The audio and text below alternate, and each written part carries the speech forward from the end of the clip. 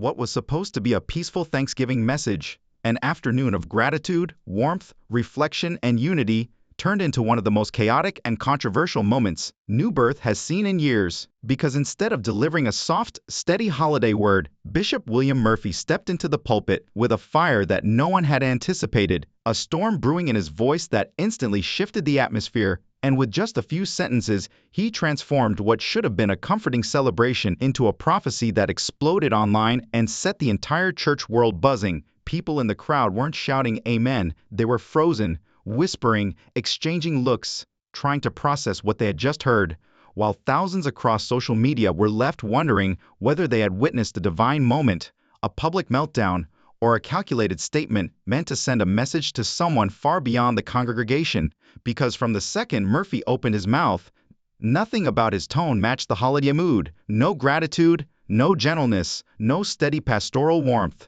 And the deeper you explore his words, his pacing, and the strange tension in the room, the more unsettling this moment becomes, revealing layers of personal frustration, spiritual performance, hidden pressure, and unspoken conflict that New Birth never expected the world to see. And, to understand how the whole thing spiraled into one of the most discussed sermons of the year, you have to go back to the atmosphere inside the building that morning, where the room was already charged, but not with joy or excitement, more like restless anticipation, the kind of slow-building tension that makes people sit on the edge of their seats without knowing why. And then Murphy walked in, not calm, not reflective, but charged up, fiery, almost confrontational, pacing the stage like a man preparing for battle rather than a pastor preparing to give thanks. And less than 5 minutes in, he pivoted straight into what he called a prophetic declaration, words that dropped into the room like heavy stones, confusing, dramatic, laced with intensity that didn't match the moment, a set of statements that felt less like Thanksgiving and more like a spiritual confrontation aimed at someone or something no one else could see. Half the room cheered, standing up as if caught in the electricity of the moment, while the other half sat frozen, eyes wide, heads tilted,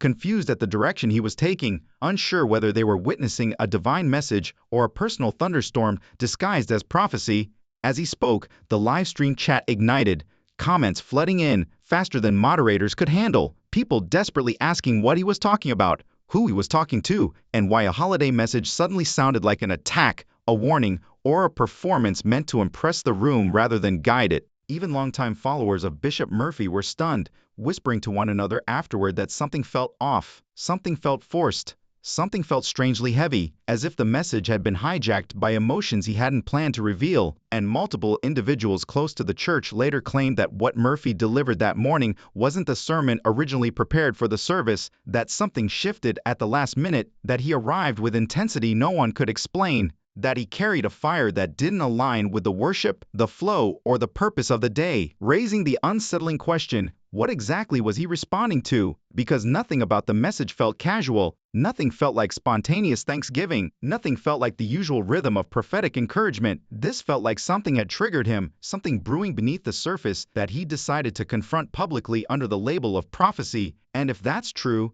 then his message wasn't about Thanksgiving at all, but a response to pressure, politics, conflict, or spiritual weight that had been building long before he ever stepped onto that stage. And the sermon was only the beginning, because the real storm hit the moment the live stream ended. Within hours, short clip videos were circulating across Instagram, TikTok, Facebook, and YouTube, each one showing a different angle of the moment, each one fueling more confusion, more outrage, more debate. And across thousands of comment sections, people were arguing, dissecting, analyzing, screenshotting, and trying to understand what in the world had just happened. Some insisted it was authentic prophecy, raw and unfiltered, while others called it performance, ego, theatrics, or even manipulation. And then there were those who said it was a warning sign of something wrong behind the scenes at New Birth, something unsettled, something that needed to be addressed long before it reached a pulpit. Members of the church began messaging one another, asking privately whether leadership had known what Murphy planned to say, whether anyone approved it, whether there had been tension backstage, and according to several individuals who claimed inside knowledge, New Birth's leadership wasn't prepared for the direction Murphy took. Some reportedly exchanged concerned looks during the message, others allegedly met after service to discuss the backlash that was spreading like wildfire, and a few quietly expressed that the message felt off, rushed, or unusually aggressive for a Thanksgiving service. Pastors around the country chimed in, some defending Murphy, others calling him out, and many saying the moment exposed a deeper issue in modern church culture, where charisma sometimes outweighs clarity, performance outweighs truth, and leaders feel pressure to appear prophetic even when the moment calls for humility and gratitude. And as the hours turned into days, instead of the controversy dying down, it grew louder, sharper, more complicated, with people demanding explanations, demanding context, demanding accountability, and the entire situation snowballed into something far bigger than just one sermon. It became a conversation about leadership, about ego, about the culture of spectacle in the modern church, and about what happens when a moment meant to unify ends up dividing an entire community. And now, standing in the aftermath of the uproar, one thing is clear: this wasn't just a weird Thanksgiving message, it was a moment that exposed cracks, questions, and deeper truths that New Birth never expected the world to see, and the story of what really happened has only just begun. What many assumed would be a routine Thanksgiving message, a comforting moment of unity, gratitude, and spiritual reflection, suddenly erupted into a viral controversy that shook not only New Birth but the entire online church community, because instead of offering the gentle encouragement people expect during one of the holiest and most reflective holidays of the year, Bishop William Murphy stepped onto the stage with a tone sharper than steel, a fire in his voice that felt more like confrontation than celebration, and within minutes the atmosphere in the sanctuary shifted from peaceful anticipation to collective confusion, as phrases that should have inspired healing instead felt like daggers wrapped in prophetic language, leaving many attendees wondering whether they had been spiritually uplifted or spiritually reprimanded. The reaction inside the church was immediate. Some listeners sat stiffly in their seats with brows furrowed, others exchanged silent glances that said everything their mouths didn't. A few clapped out of habit, unsure whether they were participating in praise or simply reacting to tension. And the moment the sermon ended, the real explosion began online, as clips spread like wildfire, sparking disbelief, anger, mockery, and furious debate across social media, with comment sections turning into battlegrounds where defenders insisted Murphy was simply exercising prophetic authority, while critics accused him of manipulation, ego-driven theatrics, and a complete disregard for the emotional needs of the congregation during a holiday meant for gentleness and gratitude. But the backlash didn't stay online, because church members reported that the hallways were filled with uneasy whispers after service, group chats lit up with confusion and concern, families debated at dinner tables, longtime members questioned the intention behind the message, and some wondered aloud if Murphy's fiery delivery was less about prophecy and more about personal pressure, leadership conflict, or unresolved internal tensions brewing behind the scenes at New Birth. Rumors that only grew stronger when insiders hinted that the sermon did not match the original plan for the service. And as the hours turned into days, instead of the controversy dying down, it grew louder, sharper, more complicated, with people demanding explanations, demanding context, demanding accountability, and the entire situation snowballed into something far bigger than just one sermon. It became a conversation about leadership, about ego, about the culture of spectacle in the modern church, and about what happens when a moment meant to unify ends up dividing an entire community.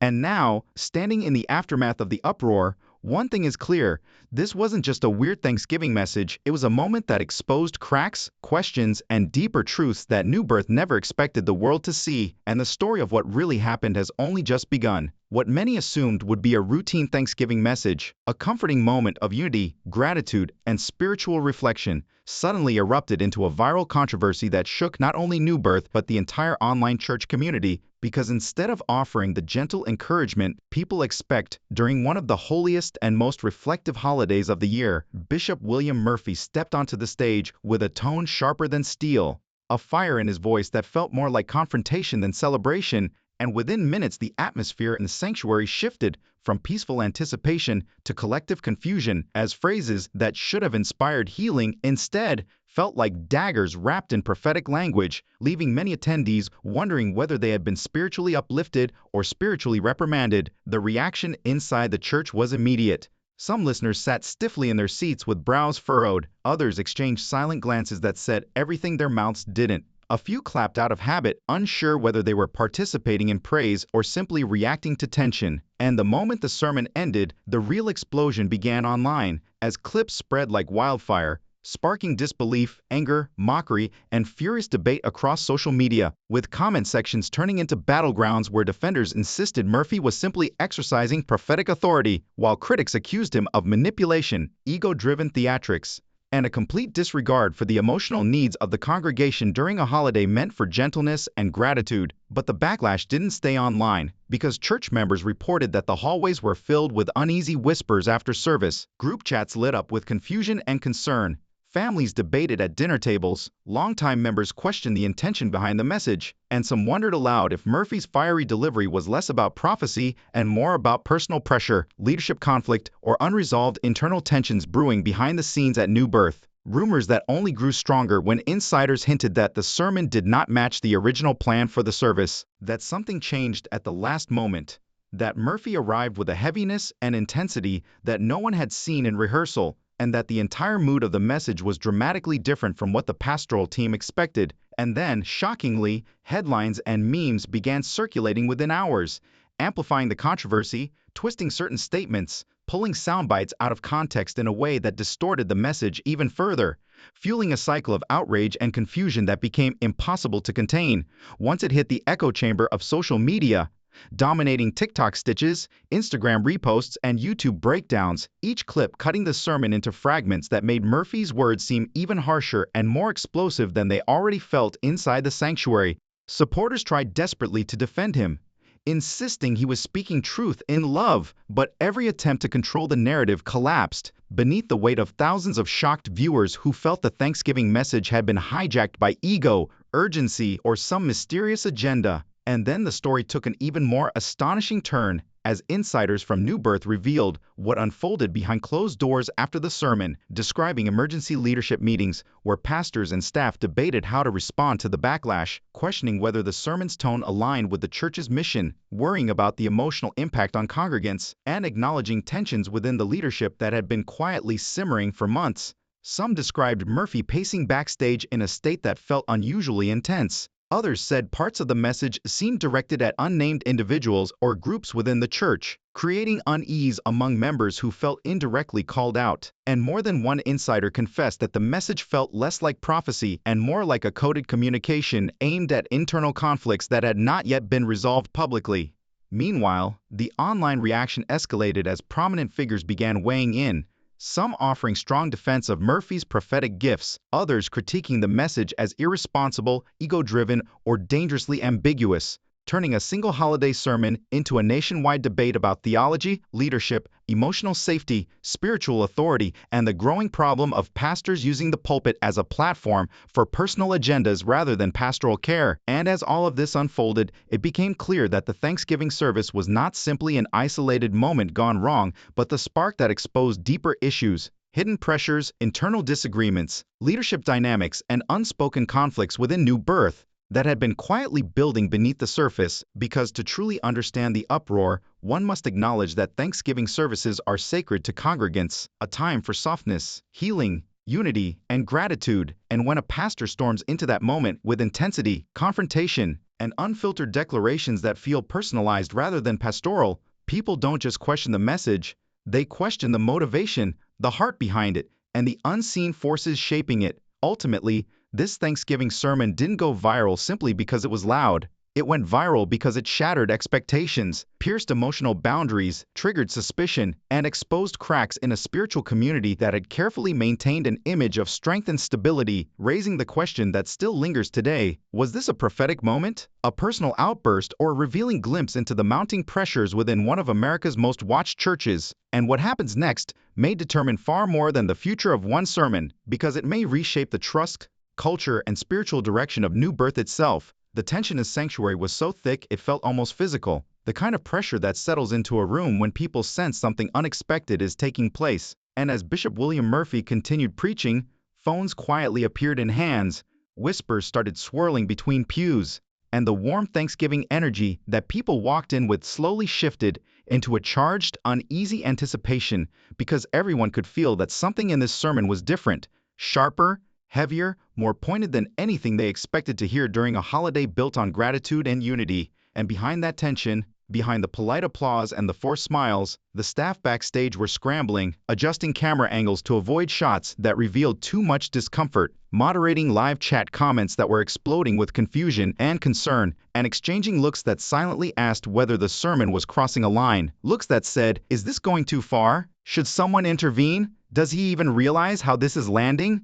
Because what the audience didn't know was that even senior leadership felt the shift in real time, felt the weight of a moment spiraling into something bigger than a single sermon, as if they were watching a spark fall into dry grass. And what makes this moment so revealing is that it exposes a rarely discussed truth about megachurch culture, the fragile and often dangerous balance between prophetic authority and congregational expectation. A balance where pastors like Murphy hold enormous spiritual influence, but where one misjudged word, one misunderstood prophecy, one moment where personal emotion slips into public ministry can ignite a firestorm that sweeps through both the sanctuary and the internet with equal force. And erupt it did, because once those first clips hit social media, the reaction was immediate, explosive, and worldwide, transforming a local Thanksgiving service into a national debate about tone, intention, responsibility, and the blurred line between anointing and performance. As comments poured in on Twitter, Instagram, TikTok, and YouTube from people who had never even heard of New Birth before that morning, people who now felt compelled to dissect every facial expression, every vocal inflection, every declaration Murphy made, with interpretations that ranged from, "This is a prophetic wake-up call," to "This is trashy, inappropriate, manipulative, and embarrassing for a Thanksgiving service," triggering memes, reaction videos, stitches, duets, analysis podcasts, and heated theological arguments that turned the sermon into a lightning rod for controversy. And what intensified the uproar was the sense that something deeper was at play, because those closest to Murphy quietly claimed the sermon wasn't just a spiritual moment. It was strategy disguised as prophecy, an intentional effort to address internal church tensions without naming names or sparking open conflict, which explained why certain phrases felt pointed, why the tone felt personal, why the intensity seemed aimed at someone unseen. Because this wasn't just about Thanksgiving, it was about authority, control, influence, and the complicated politics of a modern megachurch where leadership decisions ripple across thousands of lives. Meanwhile, as the online chaos grew, supporters rushed to defend Murphy, praising his boldness, insisting that prophetic truth often offends the comfortable, while critics accused him of ego, theatrics, and misusing the pulpit on a sacred holiday, turning the sermon into a spiritual Rorschach test where people saw whatever confirmed their beliefs about pastors, prophecy, and church authority. And while social media continued to feast on the controversy, behind closed doors, New Birth leadership scrambled to contain the fallout, hosting emergency meetings, drafting internal talking points, fielding texts and emails from concerned members, and debating whether to issue a public response or let the storm burn itself out. But every attempt to control the narrative only added fuel to the fire, because the more they clarified, the more people questioned their motives, accusing the church of spin, damage control, and selective transparency, while others doubled down in Murphy's defense, sharing full-length sermons, theological breakdowns, and emotional testimonials that kept the discussion alive. And the ripple effects didn't stop there, because inside the congregation itself, some members felt shaken, others felt inspired,